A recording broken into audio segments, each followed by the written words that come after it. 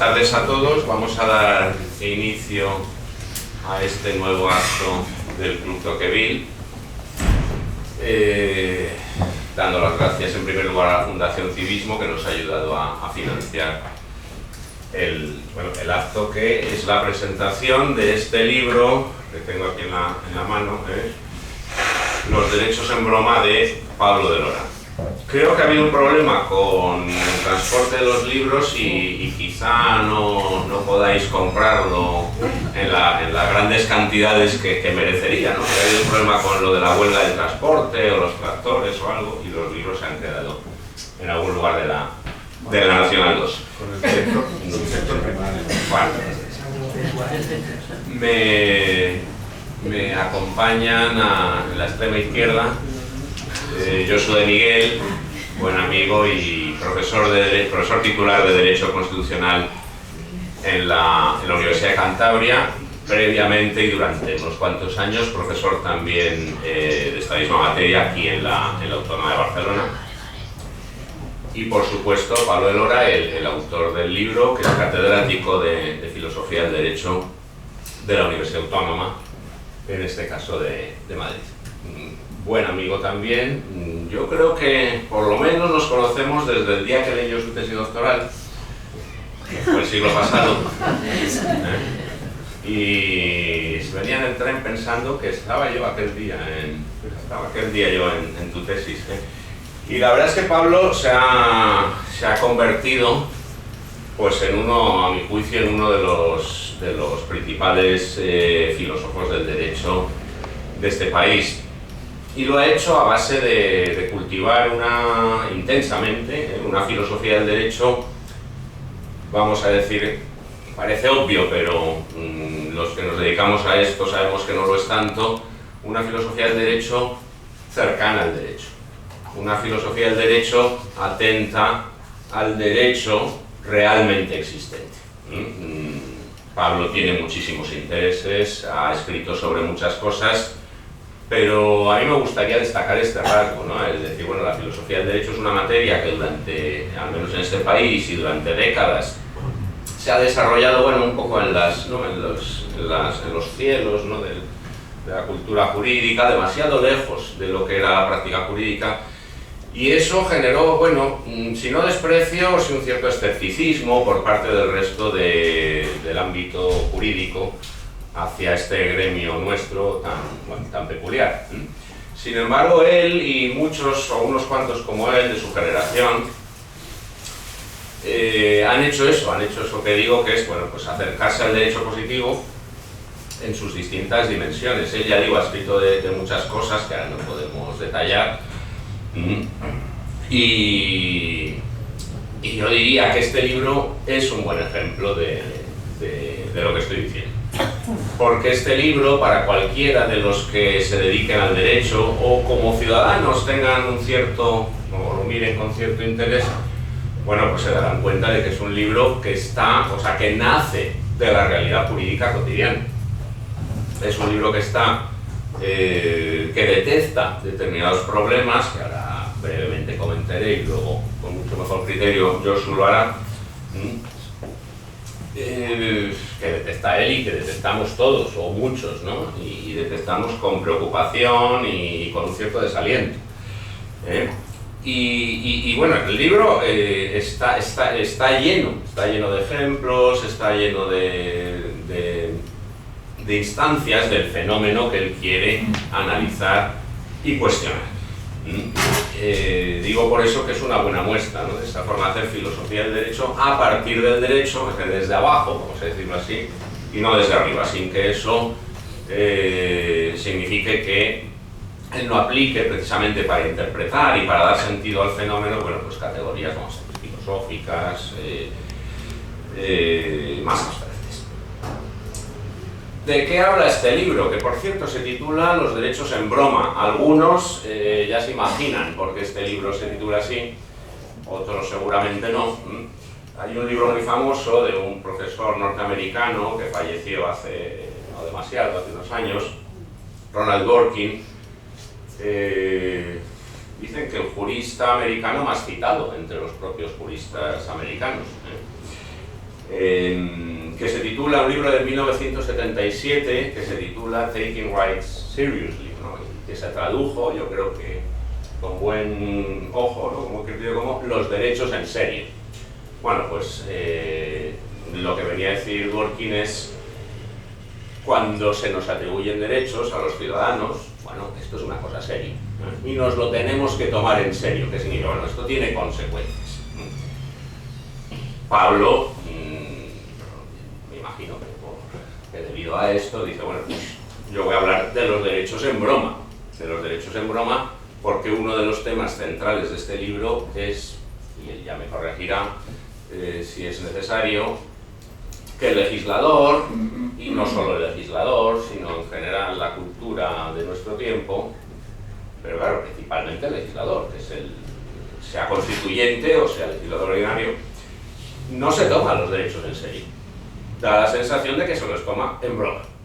Y no, ya digo, no solo habla de esto el libro, pero sí que es uno de sus temas principales. Bueno, ¿cuál es el tema en general del libro? Yo venía pensando y diría, bueno, una manera de identificar este tema podría ser la vulgarización del derecho, ¿no? El derecho es una cosa, vamos a decir, seria, que tiene muchos siglos de antigüedad, que digamos que ha generado, ¿no? Ha precipitado a un depósito de maneras de hacer, precisas, de maneras de entenderse entre juristas, y eso ha dado como lugar, yo diría, pues uno de los grandes productos, ¿no? de la cultura humana, en particular, bueno, de la cultura occidental, si hablamos del derecho occidental, que es el nuestro.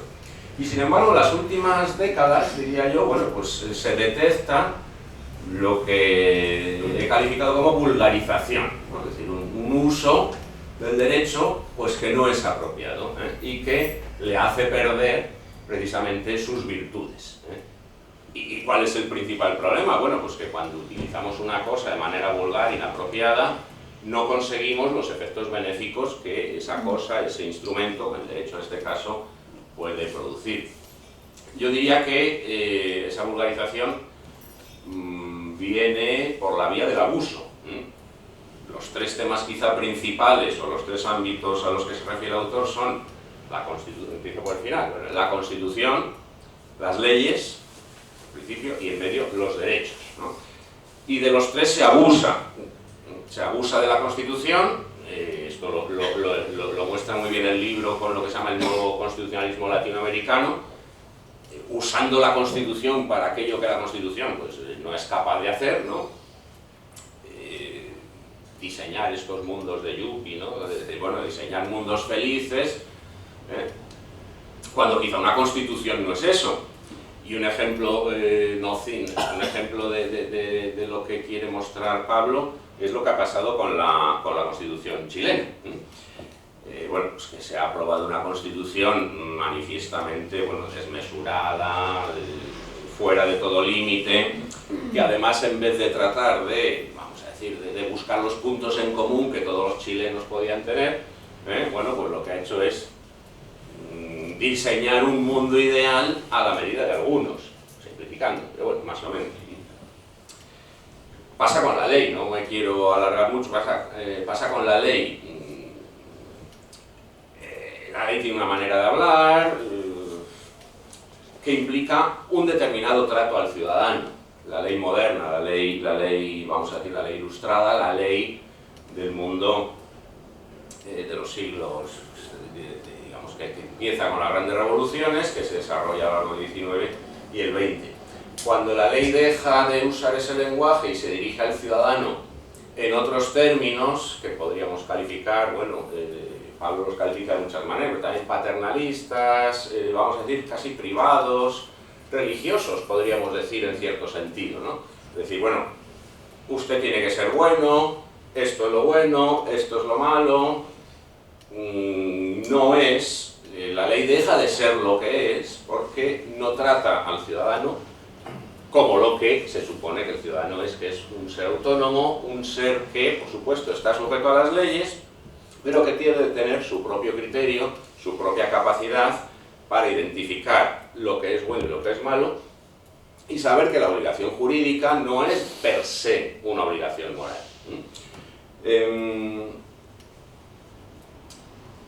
Esto tiene muchos detalles, quizá luego Josu lo comentará, o el propio autor, yo no, ya digo que no quiero alargarme demasiado. Y luego el tercer tema es el tema de los derechos. En el caso de los derechos, lo que se ha producido es una hiperinflación que está muy bien explicada en el libro. Es un libro que, también estas cosas hay que decirlas, ¿no? Es un libro que está muy bien, es un libro que está muy bien. Perdón, que no lo había dicho todavía, es un libro que está muy bien, en el sentido de que es un libro que uno se pone a leerlo y se entretiene mucho. Es un libro que es muy entretenido, que uno lo lee con ganas, cosa que los libros de derecho y los de filosofía de derecho pues es difícil de conseguir. Es un libro que está muy bien. Uno se da cuenta de que se le está hablando de cosas muy cotidianas, muy cercanas, y uno se alegra de que ese libro esté escrito, porque esa indignación que uno siente a veces, antes he dicho desaliento, o, en fin, desconcierto también, a uno le gusta que otros cojan el tema, lo trabajen de manera pulcra y detallada, y publiquen un libro como este. Es un libro, le digo, muy ameno, y que yo creo que no hace falta en absoluto dedicarse al derecho para leerlo con aprovechamiento y disfrute. Eso que digo, no, ¿qué les pasa a los derechos? Bueno, pues que de nuevo se ha abusado de ellos, pero además de una manera muy particular, que es, se les ha usado, a ver cómo lo digo, se ha abusado de ellos en el sentido de que se convierte en derecho o en pretensión de derecho cualquier cosa que nos parezca bien, o por lo menos que a algunos les parezca bien. Entonces, bueno, pues los catálogos de derechos crecen y crecen y crecen a nivel constitucional, pero también en el lenguaje de los políticos, de los legisladores, etc. ¿Qué pasa? Que precisamente los derechos no pueden ser eso, que es lo que venía a decir Dworkin con lo de los derechos en serio. Bueno, dice Dworkin, si alguien tiene un derecho, tiene una pretensión que está, digamos, atrincherada, fortificada, frente a otras pretensiones muy legítimas, muy deseables, pero que son de menor categoría normativa. Bueno, precisamente cuando tú lo que haces con los derechos es extenderlos indefinidamente, el resultado es que esta naturaleza del derecho se pierde. Con lo cual tú estás usando el derecho, el lenguaje de los derechos, la institución de los derechos, para aquello para lo que no sirven. Entonces te estás cargando los propios derechos, que mueren, vamos a decir así, de éxito. Y esto está también muy bien explicado en el libro. Bueno, yo voy a terminar preguntándome, espero que luego el autor me responda, ¿esto por qué pasa? Es decir, ¿por qué esta degeneración? No lo he dicho así, pero así lo pienso. ¿Por qué esta degeneración del lenguaje? Es un horror. Las leyes de hoy en día son horrorosas. Frente a aquellos textos que estudiábamos nosotros, particularmente el Código Penal, con esa precisión, esa sobriedad, ¿no? esa cortedad. Bueno, uno ahora, yo lo siento, sobre todo me dan pena los opositores, ¿no? Que tienen que aprender de memoria unos artículos del Código Penal, el que de algún modo promoviere... No, estás a mitad de frase y ya te has perdido. Esto pasa en el Código Penal, pero pasa en general con toda la legislación, de la que se abusa, digamos, en este sentido, pero también en el sentido de que, como muy bien explica Pablo, han proliferado las leyes de una manera increíble, ¿no? Hay una cantidad de normas, ¿no? Entonces, mi pregunta es, bueno, pero esto, ¿por qué pasa? ¿A qué se debe? ¿A qué se debe esta degradación, ¿no? Como dice la portada, ¿no? Esta degradación de... A mí, yo venía pensando y le daba vueltas, digo, ¿no será una manera de ocultar nuestra propia impotencia, por ejemplo? Porque seguramente todo tiene muchas causas en esta vida, ¿no? ¿No será que, y esto es muy típico de la izquierda, corregidme si la derecha también sufre de este mal, ¿no? Que la izquierda dice, bueno, el proyecto de la izquierda, que es un proyecto transformador, quizá lo que requiere son medidas que, bueno, pues que los partidos de izquierda, cuando gobiernan, no tienen la fuerza suficiente para imponer. Reformas tributarias, reformas institucionales de calado, en las grandes instituciones educativas, sanitarias, laborales. Y bueno, como no podemos, como nos sentimos impotentes para llevar a cabo lo que debería ser nuestro programa, Bueno, pues entonces ocultamos eso bajo este manto de buenismo, de decir, bueno, pues vamos a hacer leyes muy largas, con un lenguaje pomposo, donde se nos explica muy bien, ¿no?, qué es lo correcto, cómo se debe vivir, cómo nos gustaría, pero donde realmente se echan a faltar, bueno, las medidas que en verdad nos llevarían a eso. Se me ocurre que el ocultamiento puede ser una de las causas. Y otra causa que a mí se me ocurre, y ya no indagaré más, es lo que antes he aludido y que me da por pensar que vuelve en las sociedades seculares y por caminos extraños una visión religiosa del mundo, ¿no? Donde dice, bueno, el mundo, digamos, era bueno, pero a partir, digamos, de la aparición de los malos, ¿no?, de la intervención del demonio, digamos, bueno, pues el mundo ha empeorado. Pero eso no nos impide ver quiénes somos los buenos, quiénes son los malos, y por tanto, ¿no?, estamos demonizando al otro, estamos expulsando al otro del terreno, digamos, del ámbito de la deliberación, de lo común, y todo eso a mí me parece que se refleja también en las leyes, ¿no? Es decir, bueno, yo gobierno y voy a través de mis textos legales, voy a hacer un abuso de ellos, voy a usarlos abusivamente, y me parece que hay algo de esto. Yo no lo voy a elaborar mucho, pero yo creo que es un rasgo de las sociedades en las que vivimos, y también un defecto particularmente de la izquierda, o al menos yo lo veo en la izquierda más que en la derecha, pero ya digo, un rasgo cultural general. En fin, yo no digo nada más, que ya he dicho demasiado.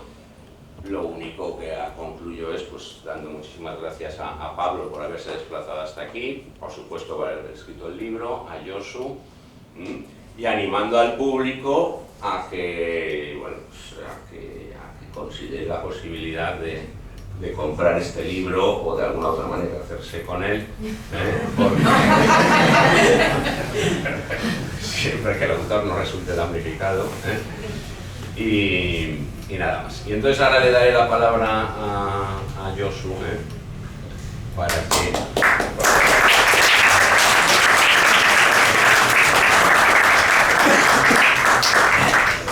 Hola, buenas tardes.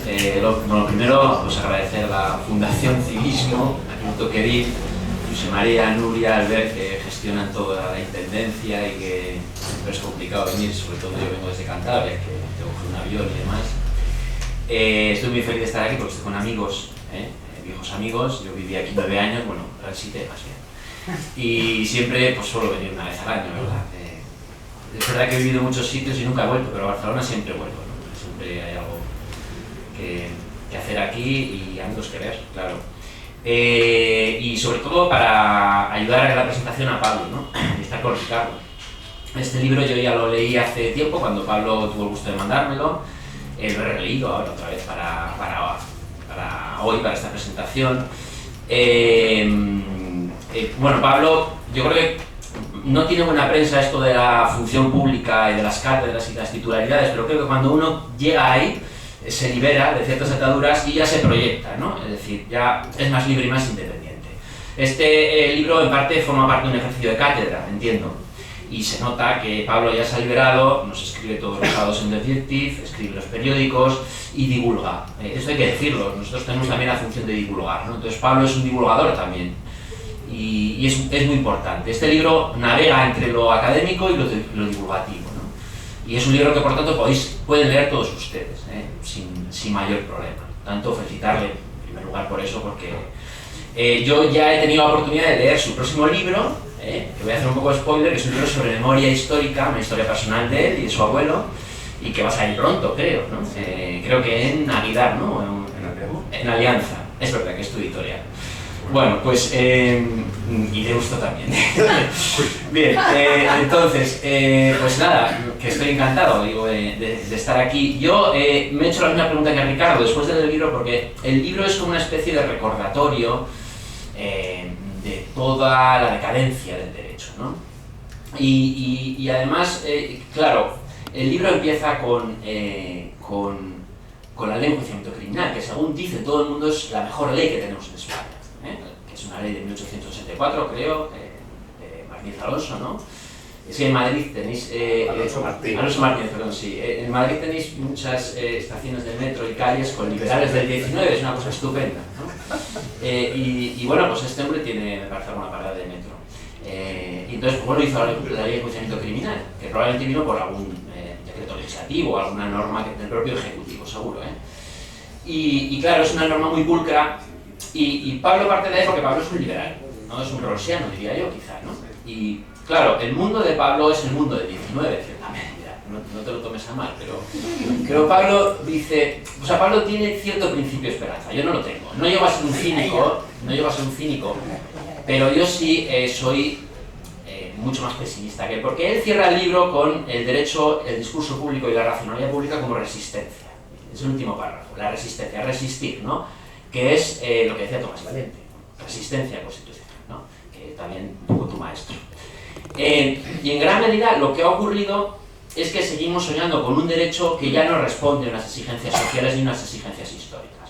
Yo creo que el problema de fondo es este, pero Pablo se ha quedado en hacer un gran acopio de las maldades jurídicas y de los disparates que hacemos, ¿no? Los preámbulos, la multiplicación de derechos y el nuevo constitucionalismo latinoamericano que en un ejercicio de colonialismo inverso nunca visto, profesores españoles les fueron a decir a los bolivianos, a los venezolanos y a los ecuatorianos que era mejor el derecho indígena, el derecho a la cultura y a la Pachamama que tener un Estado que garantice la seguridad. Eso ha sido una exportación nuestra, de constitucionalistas españoles. No voy a decir su nombre, pero creo que es importante señalarlo, ¿no? Esta es nuestra contribución al constitucionalismo latinoamericano, la destrucción de países. Claro, la situación hoy es muy distinta a la que se vivía en el 19 y en el 20. ¿Por qué? Hombre, yo creo que en el fondo de todo esto hay varias cosas. La impotencia. La segunda cosa es que las sociedades se han democratizado muchísimo y en gran medida se han horizontalizado. Y en gran medida, pues, como decía Rodríguez Zapatero, es que cualquiera puede ser presidente de este país. Muy bien, cualquiera puede. No, es que esto lo dice en su libro Madera de Zapatero de uso de toro. Dice, mi mayor aportación a este país es que cualquiera puede llegar a ser presidente. Y efectivamente, lo que estoy pretendiendo decir para empezar es que todos añoramos una instancia aristocrática que nos resuelva los problemas. Pero las sociedades de hoy son democráticas. Y entonces, en los parlamentos están los que están. Y en el Tribunal Constitucional está quien está. Y todo es consecuencia de una profunda democratización y horizontalización de la sociedad. Eso partamos de ahí, ¿no? Entonces, claro, es el material con el que tenemos que jugar. Crisis no, decadencia. Por eso mi romanista de cabecera, Paco Cuena, me suele decir, no, a Marx no leas, lea a Gibbon. Lea a Gibbon, que aunque contaba literatura, nos explica mejor nuestro tiempo, decadencia jurídica. Por otro lado, tenemos un Estado absolutamente interventor, que tiene que resolver todos nuestros problemas. Y lo que en realidad ha mutado es el concepto de libertad. Yo no voy a hablar de mi libro como umbral, pero efectivamente le he dado uno a Ricardo para que me lo critique, si tiene a bien. Claro, la libertad ha cambiado muchísimo y hoy ya no es la libertad dominada del 19, ni es la libertad aristocrática que decía Ortega, es una libertad efectiva. El Estado, el mercado nos resuelve todos los problemas, nosotros por nosotros mismos ya no hacemos nada. Y por lo tanto, somos sociedades pues, maniatadas en cierta medida. Y el derecho es el reflejo de estas sociedades. En el año 45-46, cuando se produce una gran revolución constitucional en Europa, no muy estudiada, que es la de Alemania, la de Italia, la de Francia, y después vinimos nosotros, todavía había mucha esperanza en el derecho. Esas son constituciones que se llamaban transformadoras, dirigentes. Gómez Canotillo, un profesor portugués, decía el derecho dirigente, la constitución dirigente, el principio de dirección política, y las constituciones se presentaban del presente al futuro. La nuestra, la del 78, ya es una constitución de crisis, y es una constitución que mira el derecho con cierto pragmatismo. En realidad yo a los alumnos les digo, mirad, la constitución del 78 fue la culminación de un proceso que empezó en los 60.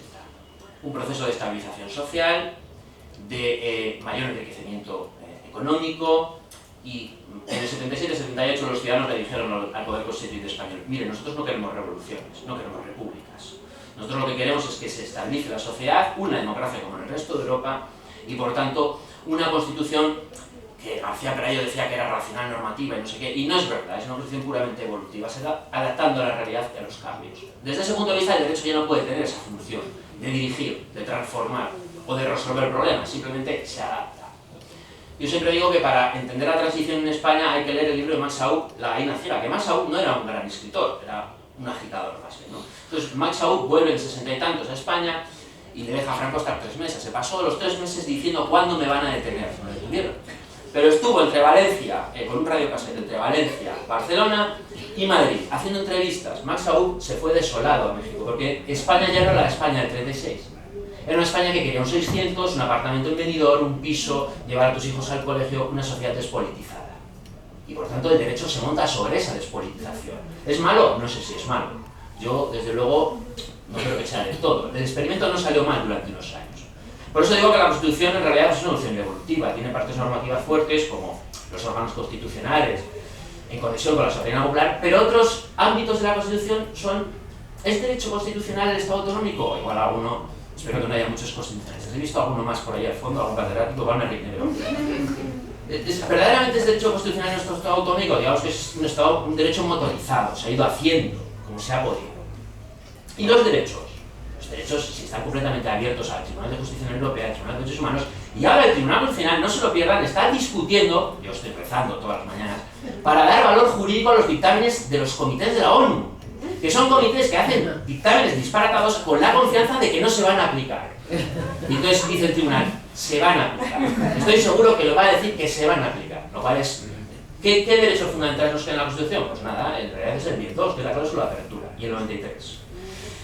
Entonces, a lo que voy. Claro, tenemos el ejemplo más claro, más palmario. La reforma del 49. Me parece un ejemplo clarísimo de lo que es el derecho hoy. Yo creo que venía pensando, ¿qué les puedo explicar yo a los... que por cierto, abarrotada la sala, es una cosa increíble, ¿no? ¿Qué les puedo explicar yo hoy a los que estén allí junto a Pablo y Ricardo? Pues hombre, la reforma del 49. En España las reformas constitucionales se adquieren, no se hacen. Es como ir al Corte Inglés. Se adquieren, no se lo creen. Bien, la primera era adquirida de un tratado internacional, el Tratado de Maastricht. El voto activo y pasivo en las elecciones municipales. La adquirimos, la compramos en Europa. Fue una propuesta de Felipe González, hay que decirlo. Esa propuesta se hizo en periodo vacacional, mes de agosto, por lectura única y aplicando la urgencia del procedimiento legislativo. Segunda reforma, 2011. La compramos en Europa, no nos la exigieron, no la hicimos nosotros. 135, estabilidad presupuestaria. Periodo vacacional, urgencia, lectura única. Tercera reforma constitucional, que también la hemos comprado, ahora les voy a explicar. Periodo vacacional, enero, urgencia, lectura única. Sin enmiendas. Esto es plenamente constitucional, rechazar las enmiendas de alguien que quiere incluir el derecho a autodeterminación, oiga, que lo haga y se discute y se habla, las razones públicas de las que tú hablas. Bien, estas son nuestras 3 reformas, las 3 compradas. ¿Por qué la última comprada? La última reforma no parte de la política, parte de las asociaciones, parte de la sociedad. Es la sociedad la que hace el derecho. Esto lo estudió muy bien Pepe Esteve, que iba a estar hoy, pero está en Almería. Entonces Pepe tiene unos libros muy buenos sobre autorregulación, de evolución de poder a la sociedad, y su último libro, que también es fascinante y que tendríamos que presentarlo, es La ley convertida en contrato, ¿no? La ley convertida en contrato. Las leyes hoy son contratos entre las asociaciones, los partidos. Que esto ya viene del corporativismo, del Estado social, del periodo de entreguerras, de Mussolini, todo aquello. Esto ya es muy viejo. Y en realidad, claro, la ley no puede ser general, tiene que ser un contrato. ¿Por qué? Porque vivimos en la sociedad de las singularidades. Entonces, ¿qué significa la igualdad hoy en la sociedad de las singularidades? Nadie lo sabe, en realidad es la diversidad, porque del 14 hay unas discriminaciones y entonces tenemos ya leyes particulares. El ejemplo más claro es la amnistía. Es una ley, es un contrato entre un señor que está en Bruselas, donde esté, en Waterloo, y otro señor que ha ido allí, Cerdán, y que ha negociado con él, ¿no? La vicepresidenta. Es un caso clarísimo de ley contractual, ¿no? Un problema social y político, podemos discutir sobre él, pero bueno, se resuelve mediante esa ley. Bueno, la reforma del 49 no la hace la política, lo hacen las asociaciones, que quieren que desaparezca la palabra disminuido porque lo consideran insultante. Por cierto, hay una parte que no digas en tu libro y que deberías hacer un libro sobre esto, que es lenguaje y derecho. Porque lo tienes a huevo, que decir, hablas mucho de esto, de la devaluación del lenguaje, y me parece un tema fascinante, ¿no? Entonces, yo no soy experto en eso, no soy filósofo, pero me parece muy interesante, ¿no? Entonces, claro, era insultante lo de disminuido y se ha puesto discapacitado. Por tanto, lo hacen las asociaciones, no lo hacen los políticos. No lo ha hecho ni Bolaños, ni Gamarra, ni algún compañero nuestro que está en el ajo, ¿verdad? Bueno, por lo tanto, lo único que hacemos nosotros es gestionar. Lo único que vamos a hacer es gestionar lo que nos manda la sociedad. Segundo, el contenido. Este es un contenido, el nuevo artículo 49, que ya estaba, que es toda la regulación legislativa que tú hablas muy bien de ello, el paradigma inclusivo, y de los tratados internacionales. ¿Hay algo nuevo en ese artículo? Nada. Por tanto, es un artículo que viene del pasado al presente. ¿Se proyecta en el futuro? Ya veremos, si ya está. Por tanto, es una reforma adquirida, ¿no? ¿Es esto necesariamente malo? Pues no lo sé, a mí me parece pues, un artículo, en fin, no va a llegar a ningún sitio, no va a cambiar la vida de los discapacitados, porque por suerte en este país, desde los años 70, bueno, desde los 80, cuando entró en vigor la Constitución, pues se cambió por completo el paradigma, ¿no? Y pueden llevar una vida completamente distinta e inclusiva. Por cierto, se repite en el 49 lo del 9-2. Es una cosa, ¿no? Es de mirar.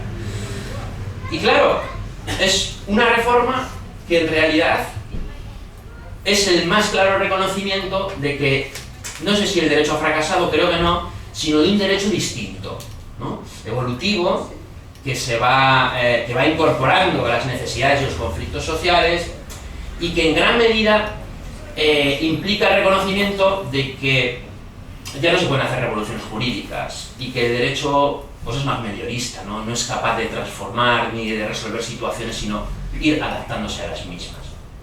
Claro, y aparecen muchísimos fenómenos que he citado, la autorregulación, todo esto. ¿Por qué aparece entonces todo este derecho que tú criticas ahí? Tú llamas el derecho santimonia, es así, ¿no? Sí. Sí.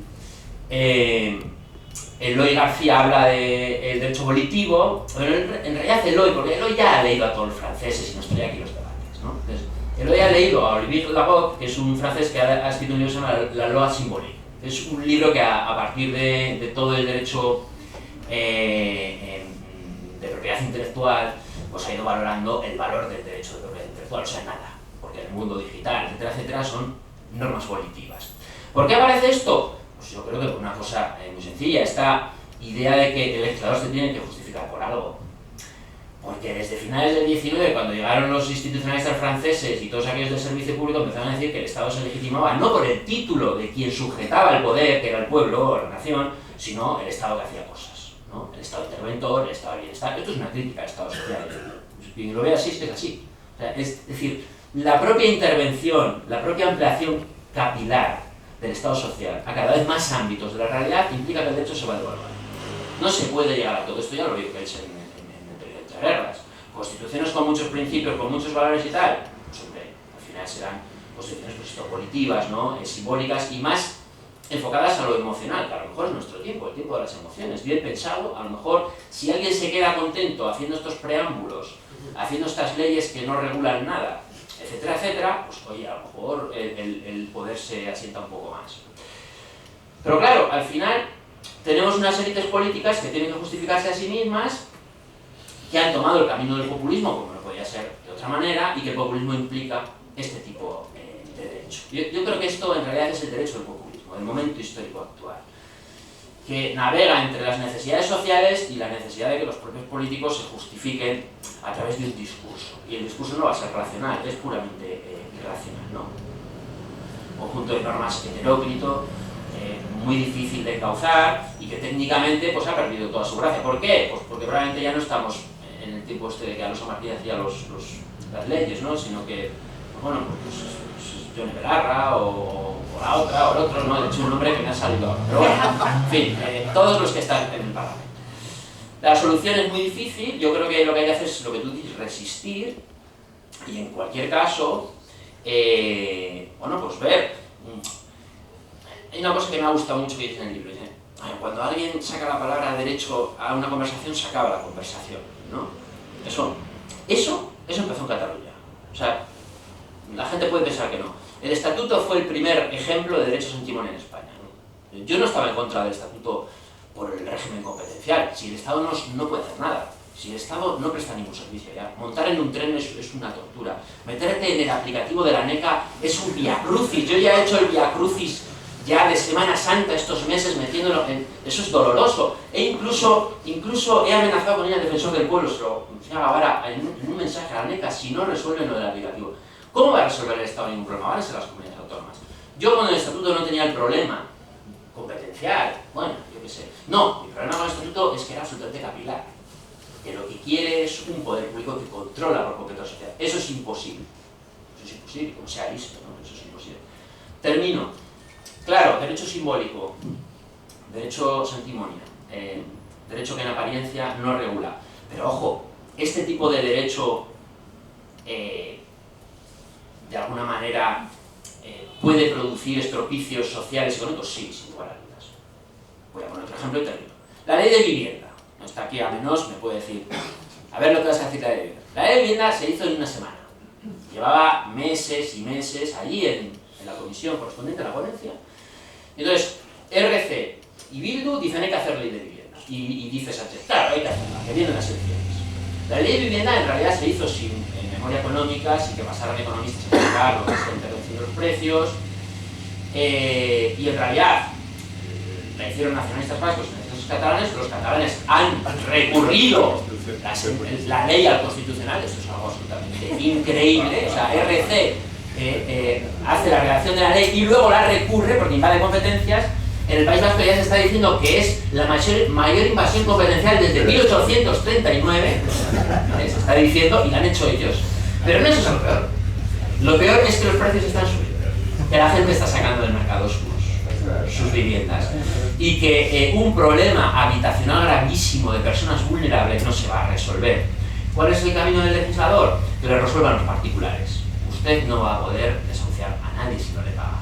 Usted en realidad va a ser el Estado social, que es ya el cierre del círculo. El Estado no cumple sus funciones y el particular que tiene un piso en Logroño y que no se lo devuelven porque la señora o el señor no se van, es el que resuelve el artículo 33 y la función social de la propiedad. Pues nada más, yo creo, Pablo, que has hecho un libro estupendo, extraordinario y nada, ahora lo que nos digas tú, vamos, eso sí que es palabra... Bueno, palabras mayores. Sí, exactamente. Bueno.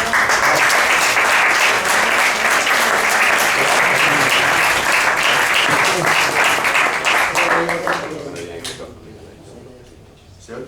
No, ¿Se oye? Bueno, ¿y ahora yo qué digo? Bueno, pues muchísimas gracias, Josu y Ricardo, y a la Fundación Civismo y al Club Tocqueville por la invitación. Verdaderamente es un gusto estar aquí, ver tantísima gente.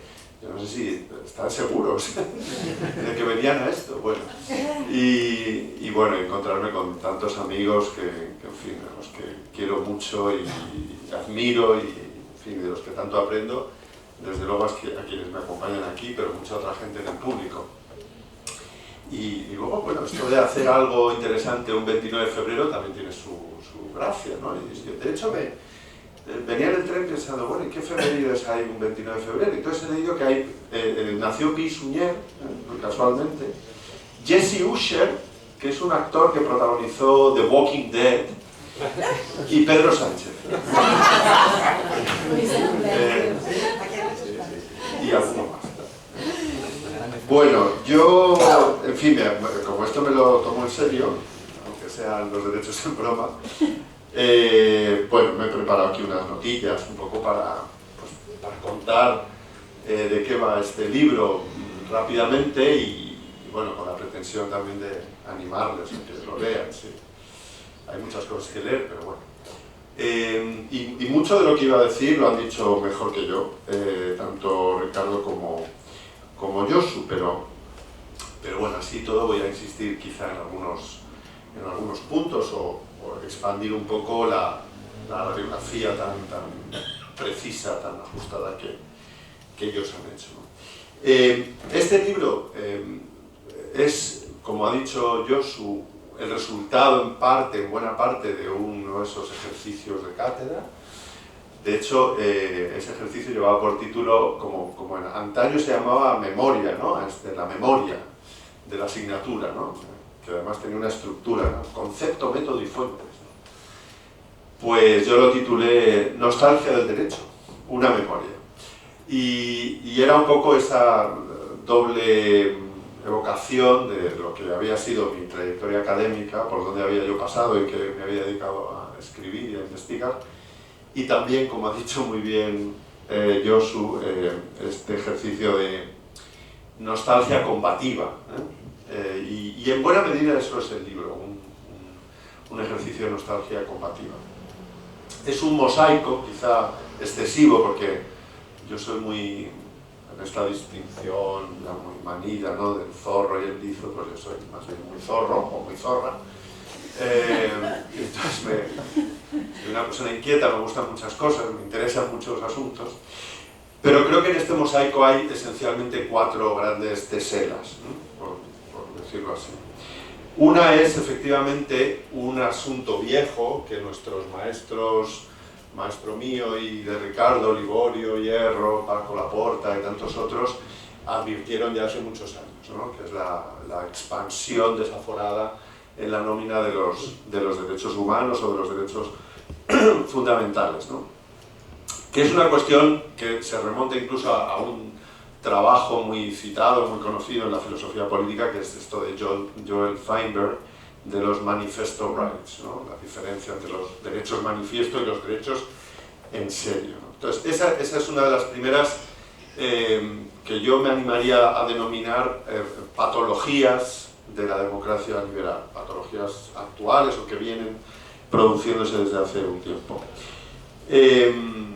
Y bueno, yo doy muchos ejemplos en el libro, algunos proporcionados, por ejemplo, por Yael, que está aquí en primera fila, y hace un tiempo, cuando le conté de mis cuitas con este manuscrito, me decía, pues mírate, hay un instituto aquí de derechos humanos, que publicó una declaración en el 2009, creo que fue, donde se incluyen el derecho al paisaje, el derecho a la ciudad, bueno, un montón de cosas. Hay un constitucionalista que Josu también conoce, canadiense, que se llama Richard Alder. Este hombre se dedica a hacer estudios de derecho comparado, tratando de ver, bueno, cuál es la evolución de las constituciones en todo el mundo, ¿no? Entonces, tiene estadísticas muy curiosas, ¿no?, de cuáles son los países cuyas constituciones recogen un mayor número de derechos. Si no recuerdo mal, o por lo menos así era cuando escribí el libro, la número 1 era Venezuela, ¿no?, que era como 77 derechos fundamentales, del orden de 77. Y luego era muy interesante ver la cola, ¿no?, de la clasificación, quiénes estaban por abajo, ¿no?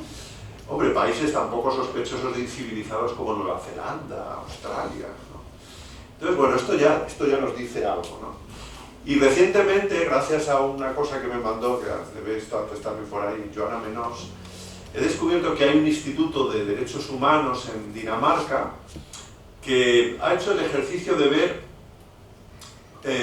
la correlación que hay entre los famosos objetivos de desarrollo sostenible, la célebre agenda esta 2030, 17 objetivos de desarrollo sostenible, y cuántos derechos estarían detrás, o sea, en cuántos instrumentos internacionales uno podría rastrear alguno de esos derechos. Entonces la combinatoria es algo así como 169 derechos, ¿no? Bueno, eso, como ha dicho antes Ricardo, genera problemas de diverso tipo, ¿no? Por supuesto, multiplica los conflictos, hace de las constituciones donde se recogen estos derechos fábricas de aporías, y la expresión es de Pedro Salazar, un constitucionalista mexicano también muy sagaz y bien conocido. Y luego, en el ámbito de la cultura jurídico-política, como también ha destacado muy bien Ricardo, produce una paralización, una esclerotización del discurso, de la discusión pública, ¿no? Y esto lo hemos comprobado.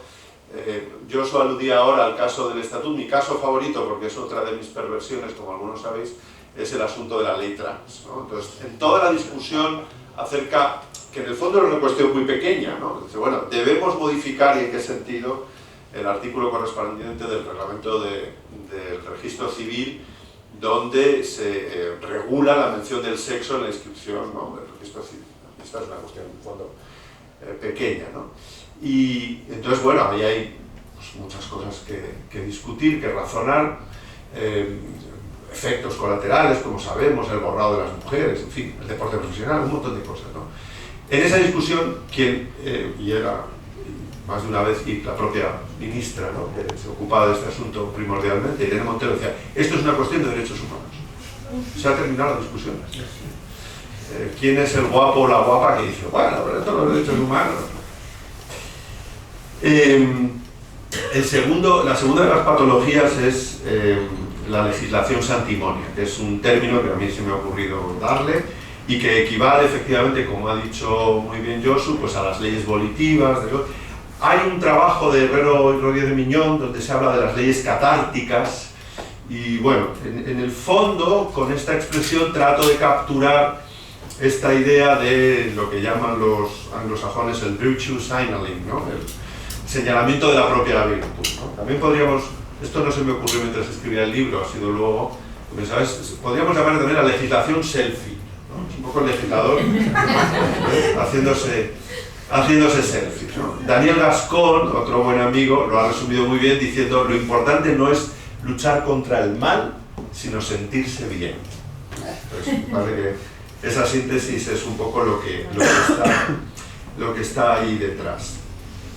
Y bueno, ahí en el libro pues también aporto muchos ejemplos, ¿no? Y yo creo que un test posible para identificar esta legislación santimonia es, digamos, hacer el esfuerzo de proponerse no observar esa ley, o sea, incumplirla. Bueno, yo soy un delincuente cabal, ¿qué tengo que hacer para...? Y cuando hacen un esfuerzo, dicen, en realidad no sé qué hacer para incumplirla, ¿no?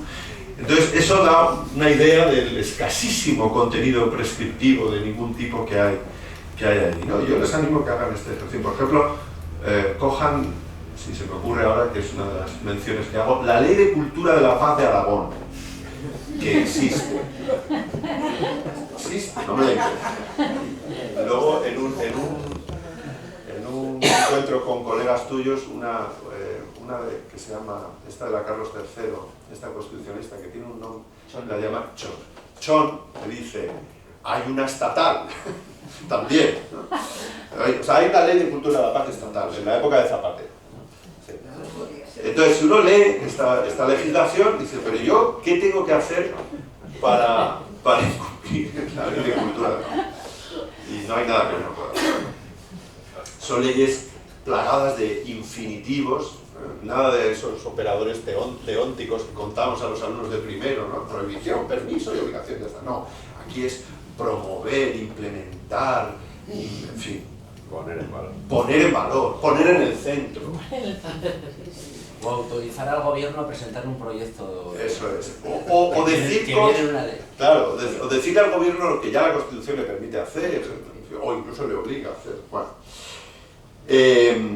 Y bueno, y otro test para digamos, para hacer este esfuerzo, ¿no? de detección, pues es las exposiciones de motivos, algunas de las cuales también se recogen aquí en parte y bueno, que dan también bastante juego, como se ha dicho. Entre mis favoritas en cuanto a, digamos, maximalismo, por supuesto está el decreto mediante el que el presidente de Venezuela crea la Asamblea Nacional Constituyente, con la cual va a sortear al legislador que no le es favorable, ¿no? En ese decreto, que creo ahora recordar es del 2017, hay una serie de objetivos, ¿no? Que no son solo crear la Asamblea Nacional Constituyente y hacer una Constitución nueva, sino, por ejemplo, el número 9 dice preservar la humanidad. Bueno, de momento lo parece que lo estamos consiguiendo. Bueno, el problema además no solo es que se degrade simbólicamente, no es solo que se degrade simbólicamente el ideal decimonónico de la ley, ¿no? Como expresión de la voluntad general, con carácter general, abstracto, para regular clases de acciones y demás, ¿no? Es que me parece a mí, y esto es más serio, que es una clara invitación a la arbitrariedad, ¿no? O sea, antes decía, esas normas no es fácil violarlas, pero sí resulta fácil, amparándose en ellas, un ejercicio arbitrario del poder. Y eso es enormemente peligroso, digamos, si uno quiere vivir bajo ese ideal que llamamos imperio de la ley, y por tanto preservar la seguridad jurídica, saber a qué atenerse, etcétera, etcétera, ¿no? Y aquí hay también ejemplos que yo pongo en el libro, ¿no? Uno concretamente, si me permitís un segundo, tampoco yo me quiero extender mucho porque me apetece mucho escucharos a vosotros, es el de una norma. Nada. Es el de una ley. Tengo papeles de Eso sí que es decimonónico, Pablo. Sí, sí. Ya, por eso lo hago, te gusta. A ver. No para que veáis que yo me estudio.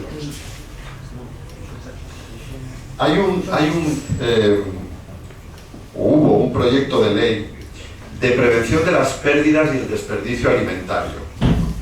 Entonces, es un proyecto de ley que tiene 20 páginas y 12 de ellas se dedican a la exposición de motivos, ¿no? Esto también es muy frecuente. Son 19 artículos, entre los que destaca el deber de los agentes de la cadena alimentaria, que ya no se llaman comerciantes, no son agentes de la cadena alimentaria, de jerarquizar las prioridades en cuanto a las pérdidas y al desperdicio alimentario, de acuerdo con una lista de posibles destinos en la que en primer lugar figura la donación de alimentos, ¿no? Entonces, si a usted le sobra comida, primer objetivo, primer destino, donarlos. Entonces, de acuerdo con el artículo 5 de esta ley, la prioridad es donar los alimentos. Es un objetivo, quien va a decir otra cosa, loable, pero sometido a grandes incertidumbres en cuanto a cómo efectivamente aplicarlo. Entonces uno diría, bueno, pues el legislador ha prohibido no donar, o ha obligado a donar. No. Lo que obliga es a justificar debidamente no hacerlo. Claro, ¿y cuáles son las buenas justificaciones y cuáles no? Bueno, este es el tipo de arbitrariedad, y por eso decía que esto es más serio, al que este tipo de legislación, estás un loco, invita, ¿no? Bueno, tercera de las patologías es esto que he llamado la burocracia del consuelo, ¿no? Que sería la patología que afecta al ámbito administrativo, ¿no? al poder ejecutivo. Bueno, y esto se detecta, es una patología que yo detecto en todo lo que tiene que ver con lo que también denomino la construcción institucional del agravio. El mejor ámbito para mostrar esta burocracia del consuelo, esta construcción institucional del agravio, tiene que ver con las cuestiones del sexo y la violencia sexual, ¿no? Y es esto que ha venido preocupando tanto a nuestros legisladores o autoridades públicas, que llaman la infradenuncia. Es decir, que el sistema en el fondo no está capturando suficientemente lo que se produce, ¿no? Tenemos una malla para detectar concretamente la violencia sexual muy poco fina, ¿no? Es un mal cedazo. Hay una ordenanza, por ejemplo, de convivencia ciudadana en Valencia, donde se crea una oficina administrativa en la que se van a registrar todas aquellas denuncias de quienes, por alguna razón, no han querido acudir, digamos, a los canales institucionales establecidos. Claro, esto genera una consecuencia curiosa, y es que yo imagino que también habrá ciudadanos que desconfían de la oficina de las infradenuncias. Con lo cual, bueno, siempre nos quedará el país como cierre categorial. Pero enseguida ven ustedes el efecto, ¿no? Entonces vamos a necesitar una proliferación de oficinas que recojan la infradenuncia, ¿no? Bueno, a propósito de este caso, que ha vuelto a tener una secuela en el diario El País, de este cineasta, pues el periódico que se ha hecho eco de estas, no sé cómo se llama, denuncias, mencionaba que, bueno, mencionaba implícitamente diciendo, bueno, por fin el Ministerio de Cultura se va a poner las pilas y va a haber una oficina de denuncias de acoso o agresión sexual en el Ministerio de Cultura. Y uno se pregunta, pero para eso no están las comisarías de policía, los juzgados, la fiscalía, etcétera. Porque si de lo que se trata es, insisto, de canalizar esas que no se atreve a denunciar, pues habrá un día en el que tampoco será suficientemente confiable la oficina del Ministerio de Cultura, entonces habrá que abrir otra en otro lugar, etcétera, etcétera, ¿no?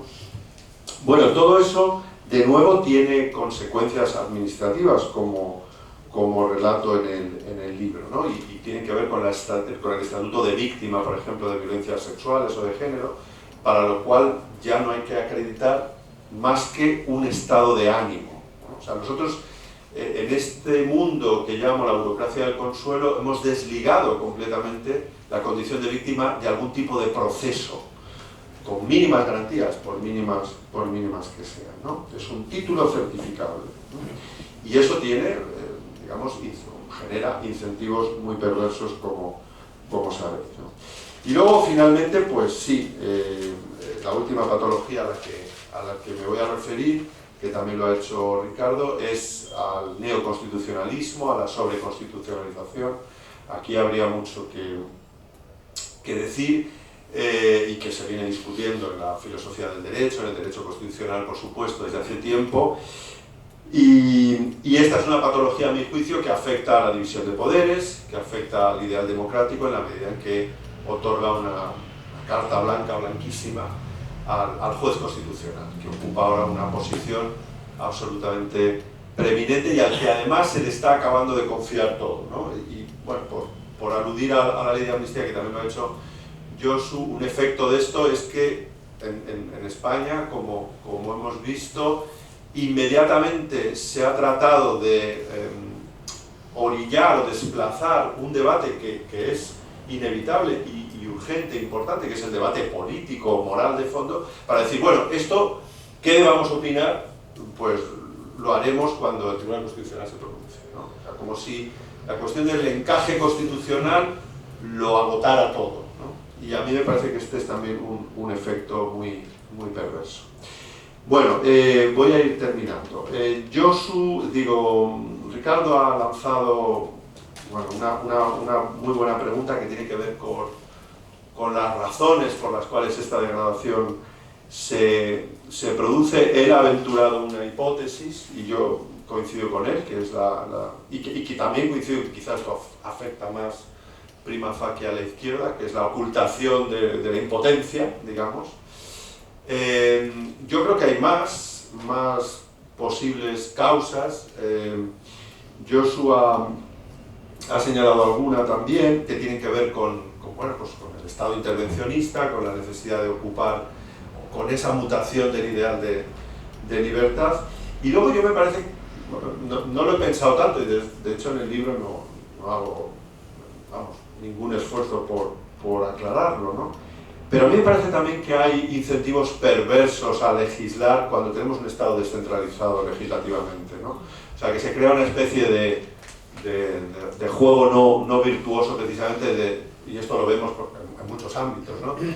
No me he molestado en mirarlo, pero seguro que si hay una ley de cultura de la paz en Aragón, apuesto a que hay una en La Rioja, en Galicia, ¿no? Quizá no, pero desde luego en el caso de la ley trans es evidente, ¿no? O sea, hay una carrera, yo diría un poco enloquecida, que todas las comunidades autónomas tenían que tener su ley trans, que son puramente santimonia, porque muchas de las cuestiones, digamos, relevantes, la chicha, pues sobre ellas no tienen competencia, ¿no? Bueno, y por dar una pincelada ya así última al esfuerzo que va más allá de evocar nostálgicamente el mundo de ayer, ¿no? ¿Qué querría yo decir con tomarse los derechos más en serio? O sea, ¿qué consecuencias, creo yo, a nivel incluso podríamos decir regulatorio, podría tener? Bueno, pues una idea acerca de esto, una pista, me la dio un juez, en realidad, que ha hecho una tesis ahora publicada en Marcial Pons como libro, Las restricciones sacrificiales a los derechos fundamentales. Es un libro que os recomiendo mucho. Él se llama Ignacio, nunca sé si es Fernández Rodríguez o Rodríguez Fernández. Bueno, Rodríguez Fernández. Bueno. Entonces, Rodríguez Fernández lo que hace es radiografiar las consecuencias de los necesarios sacrificios a los derechos fundamentales. Porque, claro, como sabemos bien, y antes ha destacado también en su introducción Ricardo, Ronald Dworkin consideraba que los derechos eran tomados en serio cuando los entendíamos como triunfos frente a consideraciones de carácter agregativo, ¿no? Entonces, incluso cuando sabemos que sacrificando determinados intereses o necesidades de un individuo, y es así, es tangible, es comprobable, vamos a, de alguna manera, beneficiar a la mayoría o a lograr un objetivo muy valioso, incluso sabiéndolo, no debemos hacerlo, ¿no? Y el caso prototípico, pues, os estáis imaginando, de este carácter absoluto, en el fondo, del derecho, es el de la tortura, ¿no? Pero a mí me interesa más el ejemplo con el que ilustra su tesis este autor, que es el de una institución de la que, incluso suponiendo claramente un sacrificio enorme a la libertad personal, no hay Estado que pueda prescindir, y esa es la prisión preventiva. Entonces, hay razones para que un individuo vea restricta su libertad, y además durante bastante tiempo, a las que podríamos apelar en esta distancia a cualquier ciudadano razonable, para decirle, bueno, y entre esos que pueden sufrir la prisión preventiva estás tú también, pero tú seguro que vas a admitir que el Estado debe perseguir a los malos, perseguir el delito, y que hay circunstancias en las cuales, y esto bueno, está tasado en nuestra legislación procesal penal, el juez tiene que dictar esa medida tan excepcional que supone una restricción sacrificial. O sea, estamos sacrificando a este cordero en aras al bienestar colectivo, ¿no? Pues no sé, que haya peligro de fuga, que vaya a destruir pruebas, bueno, todas las condiciones que sabemos bien, ¿no? Claro, lo que debemos pensar es ¿qué hacemos cuando finalmente se resuelve la situación y esta persona es declarada inocente o es absuelta? Tomarse aquí el derecho en serio quiere decir que esa restricción, ese sacrificio al que hemos sometido a estos ciudadanos tiene que ser compensada, tiene que ser compensada. No. Es decir, ese sacrificio tiene que ser socializado de alguna manera, ¿no? O sea, la sociedad se toma el derecho en serio cuando asume que algunos individuos tendrán que pagar ese pato, pero si finalmente no fue lo debido, vamos a compensar de alguna manera. Hay un estudio reciente de un administrativista que también aquí muchos conocéis, que es Gabriel Domenech, y un economista, que se han dedicado a mirar las decisiones últimas de indemnización a particulares que han sufrido prisiones preventivas habiendo sido finalmente absueltos, ¿no? Algunos de ellos han estado en prisión preventiva hasta 2 y más años, ¿no? ¿Cuánto se les compensa a estos individuos una vez que han sido absueltos? Es escandalosamente bajo. Me parece que en el entorno la media es algo así como 8 euros diarios. Bueno, tomarse los derechos en serio significa que que ya no es uno de esos derechos del ámbito supuestamente más difícil, de lo económico y social, bueno, ¿y cuánto hay que dar en serio? No, estamos hablando de derechos primera generación. Bueno, cuando damos esas compensaciones a esas personas que se han sacrificado razonablemente, no nos estamos tomando en este sentido el derecho en serio, ¿no? Bueno, por ahí veo un poco un atisbo de pars construens. Nada, muchas gracias.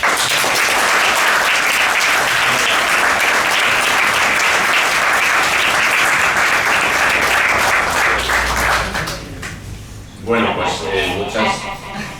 No te acerques, no te acerques. Que me ha cambiado el... Lo apagamos y lo vamos a... ¿Tú sabes cómo se pone esto hoy? Aquí. Lo apagamos y lo volvemos a Si no, no golpeas. Cuando lo mueves, está seguro. No, que nada, tiene ahora sí, ahora Hola. Es un micro como de discoteca, así como de... bueno, pues no, me levanto para ver un poco la... vamos a abrir ahora un turno de... Sí. No te pongas solemne. Bueno, Un kick más.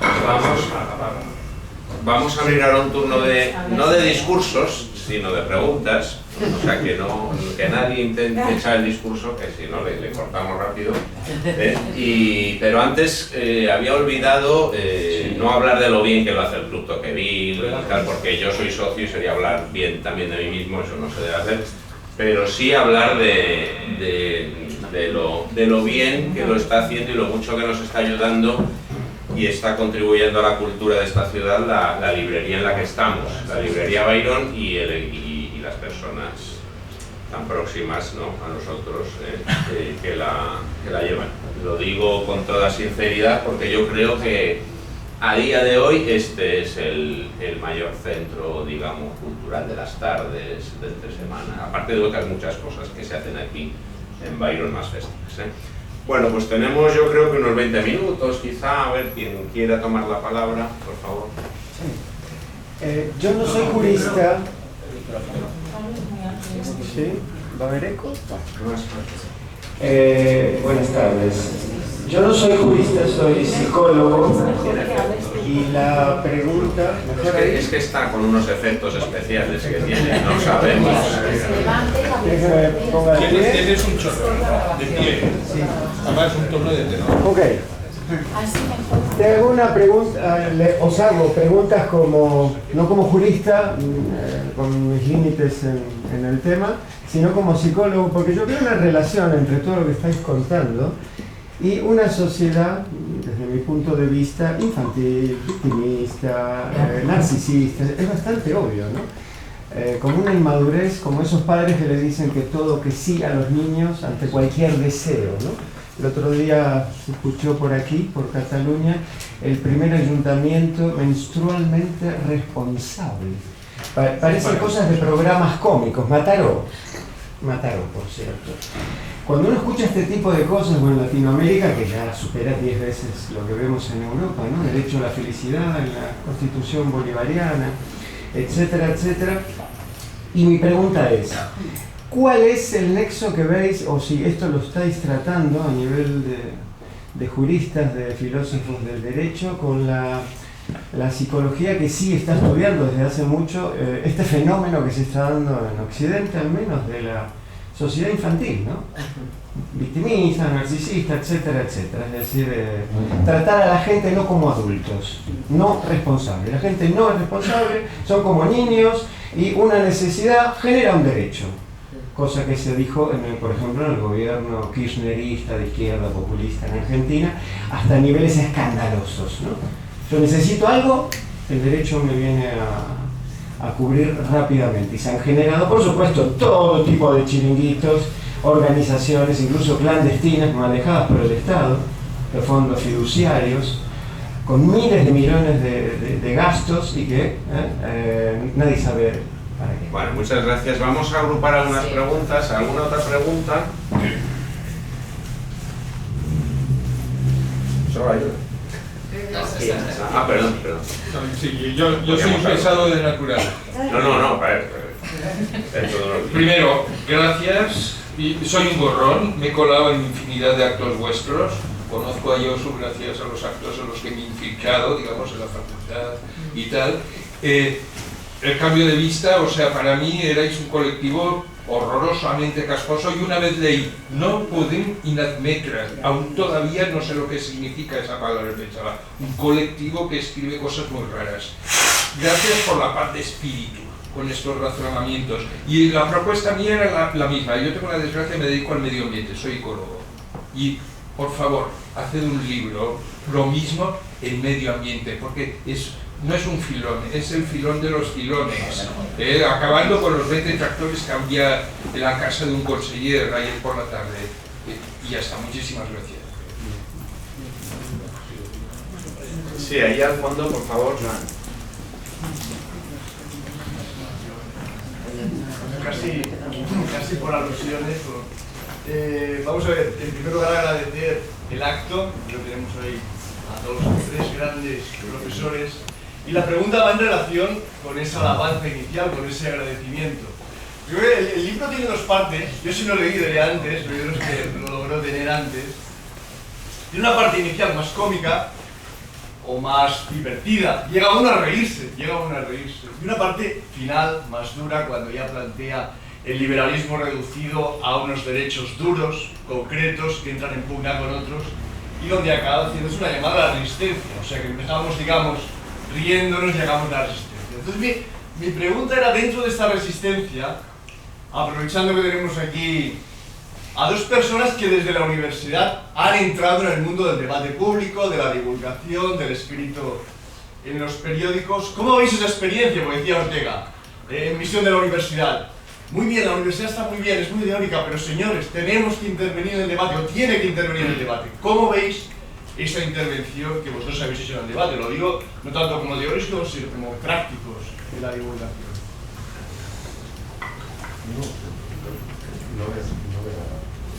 ¿Alguna pregunta más? Porque luego el autor, don Pablo, y los acompañantes quizás pues responderán. Bueno, creo que está. Pues una cuarta pregunta. Sí, pregunta sencilla, simplemente el proceso que habéis descrito, ¿en qué medida es fruto de improvisación, incompetencia o ganas de esconderse, como se decía al principio, o de un plan político dirigido al mantenimiento del poder de manera infinita, digamos, solo?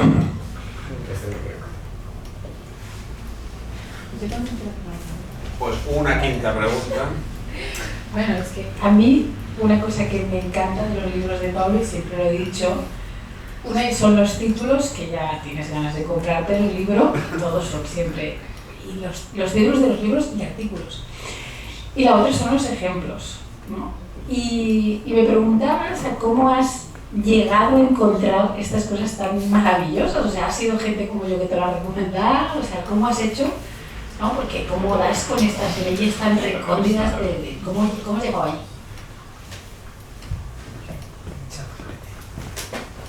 No toques nada, no toques nada. No toques nada.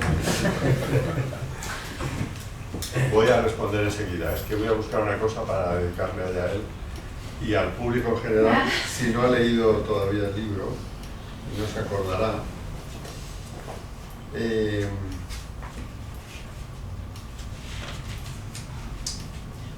Ya, aquí lo tengo. Bueno, luego lo leo.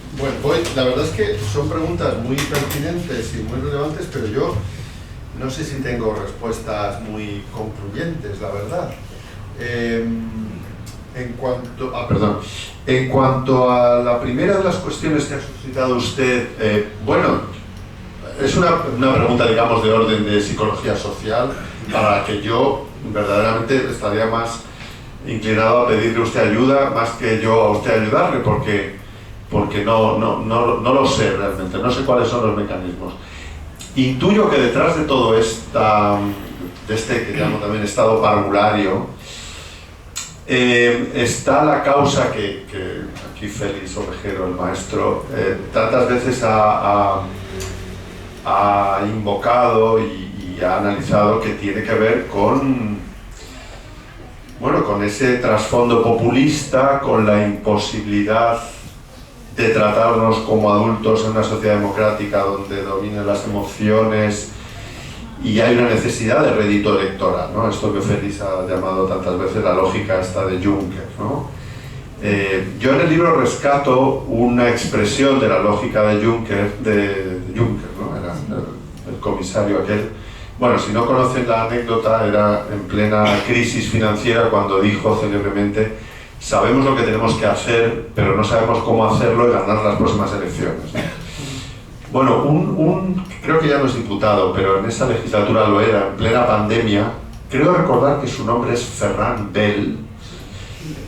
Este diputado, en una comparecencia del gobernador del Banco de España, Pablo Hernández de Cos, que comparecía en la Comisión de Economía, debía ser, para afearle al gobierno que había subido en plena pandemia, en pleno momento de decrecimiento, nos había subido el sueldo a los funcionarios. Entonces este señor, que, bueno, yo no entiendo de economía, pero tengo la sensación de que es una persona bastante sensata y cabal y prudente, decía que, hombre, que no le parecía la mejor de las ideas, ¿no? Y entonces Ferran Bel, el diputado Bel, en su turno de intervención dijo: bueno, esto es algo que usted se puede permitir decir, pero nosotros no.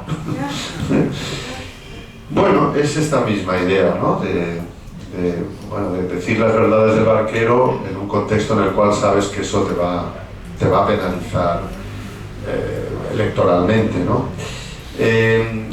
Puede haber un fenómeno, pensaba a propósito de su pregunta también de lo que había dicho antes Ricardo, un fenómeno de religión sustitutiva, ¿no?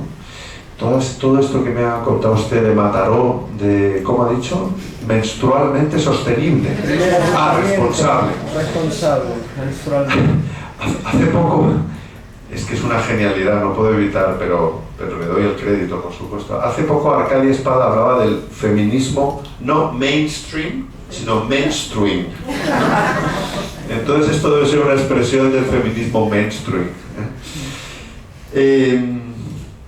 Bueno, ¿qué más se ha dicho? La intervención en el debate público, decía Joan, que cuál ha sido nuestra experiencia. Pues mi respuesta va a ser ostensiva. Gracias.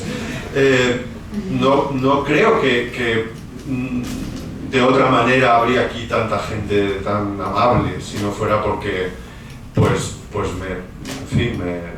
me prodigo un poquito en medios, digamos, de difusión general. Y en esa medida pues estoy muy agradecido y creo que es positiva, ¿no? No sé, Josu, tú que también estás ahí de columnista en El Mundo, no sé si puedes decir algo parecido, espero que sí. Y la última cuestión que se ha suscitado, bueno, lo otro es un agradecimiento, un elogio que le agradezco mucho. Al menos en alguna de las cuestiones que yo he estudiado más, que es la reforma del Código Penal mediante la célebre ley del solo sí es sí, y hasta donde he podido saber, digamos, de insider trading, ¿no? De información un poquito privilegiada, yo creo que no hay ningún plan, es improvisación e incompetencia. Bueno, algunas de las preguntas se han hecho, claro, de psicología social nada, o sea, esto es, claro, evidentemente, pero bueno, vivimos en una sociedad narcisista desde hace muchos años. Christopher Lasch escribió aquel libro de narcisismo que dejó bastante claro. Yo creo que todo esto tiene que ver con lo que decía al principio de la mutación de la libertad, porque la libertad implica una cierta responsabilidad, y entonces cuando pasamos a un dominio de la libertad donde tú no la ejerces con una verdadera autonomía, sino que un tercero te la satisface permanentemente, pues claro, nos hacemos más infantiles, nos victimizamos. También es importante decir que desde 1945 la víctima está en el centro. Para nosotros ya no hay revoluciones, lo que hay es Auschwitz, el Gulag, hay tragedias. Y eso yo creo que también marca mucho todo este derecho de las víctimas, de derechos antimonia, es decir, el consuelo, ¿no? Porque después del 45 yo le decía Adorno, ¿verdad? Ya no puede haber poesía. Entonces, claro, eso también tiene que ver con este régimen de victimismo generalizado y de vulnerabilidad, ¿no? Que en algunas razones es justificado, desde luego, pero en otras, pues evidentemente. Y una cosa también muy importante que se ha dicho del medio ambiente, el asunto del medio ambiente es muy sencillo, es que no es un derecho, es una obligación. Está mal planteado en la Constitución. Por eso digo que la Constitución ya tiene problemas. Cosas como la energía, agua, medio ambiente y demás no son derechos, son obligaciones. A ver quién se atreve a ponerlo como obligaciones, porque en la Constitución solo tenemos la obligación militar, ¿dónde quedó ya eso? Y la obligación fiscal, se acabó. Entonces, una Constitución sin obligaciones es una Constitución destinada al fracaso. A ver quién se atreve con las obligaciones. Yo no conozco a ningún autor, todos nos dedicamos a los derechos. Creo que hay un libro de Lombardi en Italia de los 60 sobre obligaciones constitucionales y nada más. Y Rubio Llorente que hizo algo, poco más. No hay sobre eso. Sí, muy poquito. Entonces, claro, si solo hablamos de derechos pero no obligaciones, suena mal, porque es lo que me dijo una catedrática de Derecho Constitucional. Hombre, esto de la libertad con responsabilidad suena un poco a lo que decía mi madre. Pues ya me jodió todo el discurso, porque me dejó, ¿no? Yo planteaba a Hans Jonas, nada menos, el principio de responsabilidad, y me dice, esto suena un poco a misa. Dije, final del debate, vamos a tomar algo. Y bueno, pues lo del debate público siempre es muy satisfactorio por esto, y por muchas otras cosas, aunque es verdad que uno tiene que pensar la columna toda la semana. Y eso sí es un poco, ¿no? Es un poco trabajoso. Y uno pues tiene que estar siempre mirando la realidad a ver si la realidad le dice algo para escribir. En mi caso es el lunes, Pablo es el sábado. Pero yo llevo escribiendo en periódicos desde el 2008. Mi modelo en esto siempre fue Francesc de Carreras. Fui muy afortunado porque mi primer trabajo fue en Barcelona, en la Autónoma, en el despacho de Francesc. y con francés. Entonces, todo eso yo lo aprendí de él, ¿no? Hacer la columna que él hacía ahí en aquel ordenador y es muy satisfactorio. Incluso en los momentos más duros en Cataluña yo nunca, jamás di un paso atrás y nunca tuve ningún problema. O sea, nunca, menos algún digital que pidió mi despido y tal, poco más, ¿no? O sea, que siempre es muy satisfactorio, pero sobre todo por estos momentos, ¿no? que para mí son gloriosos. Vaya, yo me voy ya para Santander muy feliz. Y nada, yo si quiero, Ricardo... No, antes de cerrar, había quedado yo emplazado a leer quizá la joya de la corona de las exposiciones de motivos y responder a Yael. No tiene mérito, tengo muy buenos amigos que conocen mis perversiones y me alimentan. Entonces, esta concretamente es de un buen amigo que es de financiero, de la Carlos III, pero que debe ser más perverso incluso que yo, porque hace ya años me dijo: léete la exposición de motivos, agarraros de la ley 6/2004 de 21 de diciembre de las Cortes de Castilla-La Mancha, que es una ley para la aplicación al municipio de Albacete del régimen de organización de los municipios de gran población. Una cosa porno. La exposición de motivos dice lo siguiente, arranca así: éramos unos cuantos en la aldea, nos apañábamos con lo puesto, teníamos un buen pastizal para animales, agua abundante, uvas y hortalizas. Y en esto que vienen los franceses, y hasta viene Espartero, con un par, ya saben, el del caballo. José María Barreda, el autor de esto. Bueno, y no sigo para no aburrirles y para incitarles.